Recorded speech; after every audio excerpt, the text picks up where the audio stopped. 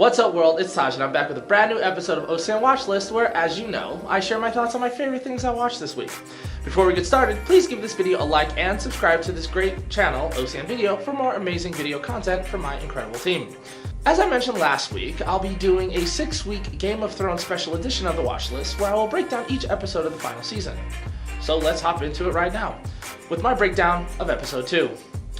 The world is coming to an end, and this episode was full of anticipation of the impending doom. More on that later, and I loved it. This was a classic Thrones episode, the kind that made me fall in love with the show in the first place. The writing was brilliant, and this episode focused on all the intimate moments we have, or at least I have been truly hoping for. Let's start with that opening sequence. Jaime Lannister's return to Winterfell was a fireworks show on so many different levels. The interconnectivity of all the characters was on full display, from Dany to Bran. I can't get over how well this episode was written. Let's be honest for a second, the beginning of this series, Jaime was certainly in villain territory, and his character has evolved more than just about anyone on this show.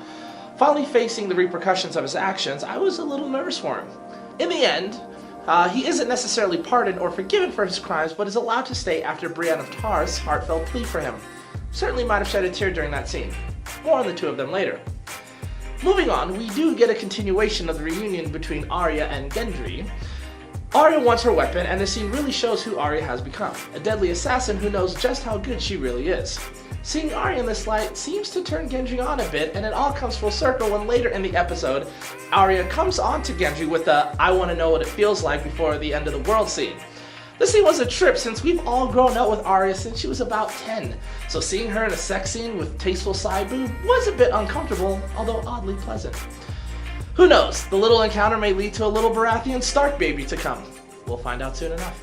Another nice moment was the interaction between Bran Stark, the three-eyed raven, and Jaime Lannister in the garden by the weirwood tree.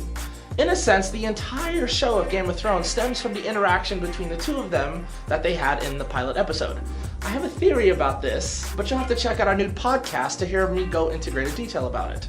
One of the most frustrating themes that is still on full display in this show is politics, specifically coming from Daenerys and her power-hungry ways. There was a brilliant scene with Dany and Sansa sharing an intimate conversation about Jon and their love for him and their families. But when the conversation turned to what happens after they defeat the Night King, which is all but guaranteed, they couldn't get over the power struggle of who will be in charge and independent from whom. Like, come on girls, y'all might be dead in a day, and yet they still can't not focus on power. Power corrupts, and I don't think this is gonna have a happy ending for either of them. A great scene, with lots of drama building, to be continued. The general theme of this episode was indeed all about how different people would handle their last night on Earth. This brings me to the Game of Thrones Doomsday Fireplace Club. In my opinion, this is one of the best non-action sequences ever in this show's history. What happens when Tyrion, Jaime, Podrick, Brienne, Tormund, and Ser Davos sit together at a fireplace to contemplate what will most likely be their last night alive? Belly laughs and crocodile tears is what happens. From Tormund being the comical MVP with the telling of the story of how he got his name and praising the offense of giant's milk, to Jaime knighting Brienne of Tarth, during which I sobbed uncontrollably, and Podrick singing a beautiful and haunting song. This scene will go down as one of the show's best ever. Side note, did we really just find out what Podrick did to those girls back in season 2? The boy's got some skills with his voice. Just a thought. A few other nice and important scenes included the arrival of Theon back to Winterfell, Sam gifting Jorah his family's Valyrian steel sword, and the War Council where everyone tries to plan for the arrival of the Night King. Theon volunteering to stand and protect Bran was a nice moment and a great evolution for his character. One of the biggest moments in this episode happens towards the very end with Jon and Dany in the crypt of Winterfell, where Jon reveals his true identity to Dany. He is in fact, of course, Aegon Targaryen, the son of Lyanna Stark and Rhaegar Targaryen, with a claim to the Iron Throne. The trippy part about this was that the fact that Dany seemed more concerned about his claim to the Iron Throne as opposed to the realization she's sleeping with her nephew.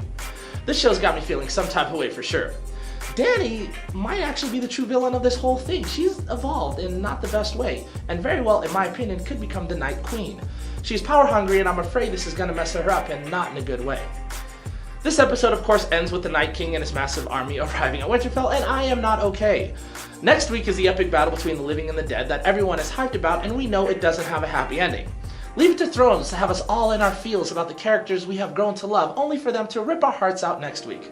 Looking forward to it. So that about covers most of the highlights from episode 2 of season 8. No real low points on this one for me, truly one of the best episodes in the show's history. Next week can't come soon enough, even though I know I'm not ready for what's about to happen. I might have to take Monday off next week, but we'll see about that.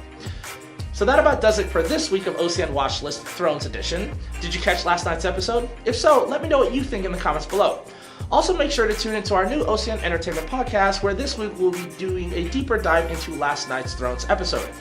And don't forget, it's immensely important as always that you follow me on both Instagram and Twitter at OCN_Watchlist for more daily content. See you next week on the OCN Watchlist.